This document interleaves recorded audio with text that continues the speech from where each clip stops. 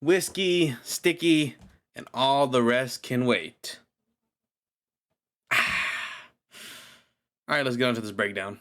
If you haven't seen the latest episode of Warrior, I'd advise you to go watch it, because spoilers, duh. Last episode, our two Tong leaders, Young Jun of the Hop Wei and Mai Ling of the Long Zi, got put in jail, leaving us on a pretty good cliffhanger. However, I'm disappointed that both characters didn't meet. I mean, this was an opportunity, but I don't mind what the writers did either. Young Jun getting his own little solo adventure without the help of Assam or Hong was very interesting. He tries to prove himself as an American, only to get beaten.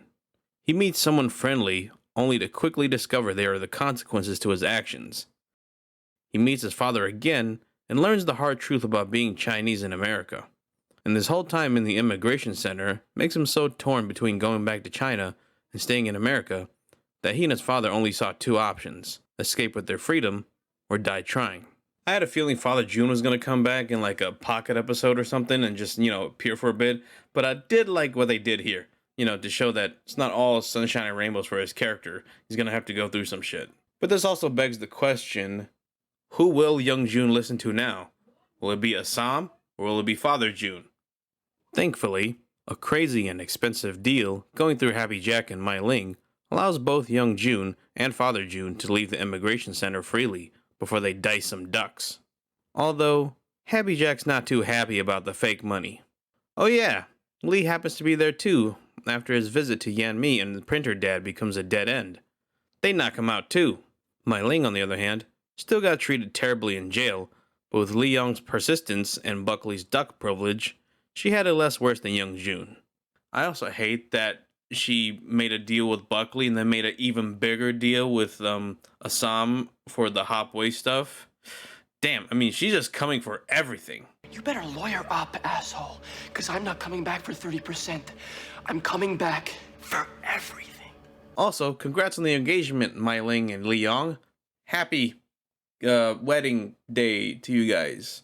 Please don't make it another red wedding situation. Although, if you ask me, Mai Ling's due for a rude awakening with her deals with Assam and Buckley.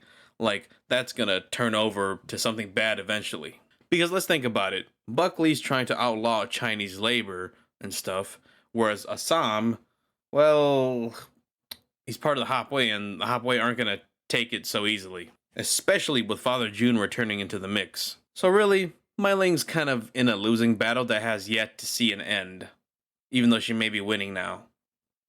I think that made sense. I suppose this dilemma could also apply to Assam, since he has to deal with the antics of Young Jun and Father Jun, now along with his sister and the Long Zi.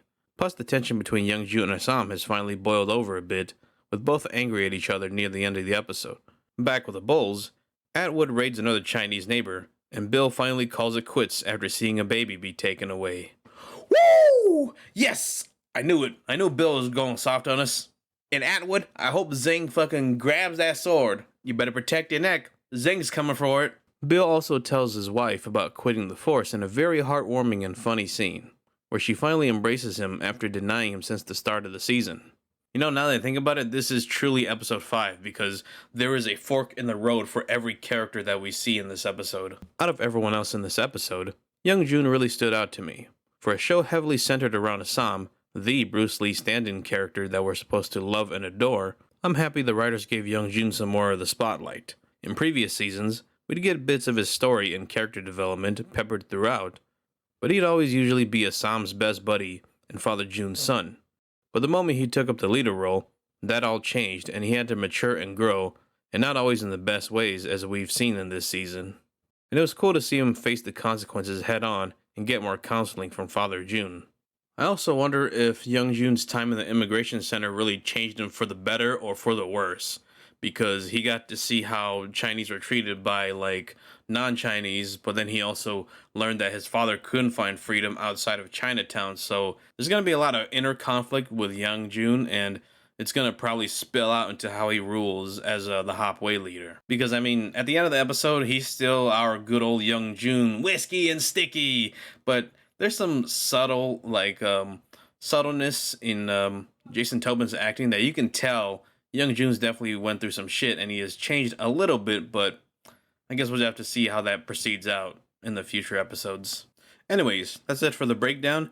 If you enjoyed this video, be sure to like, favorite, subscribe, all that good stuff. You know, ring the bell so you never miss a breakdown video. And stay itchy, my fellow onions.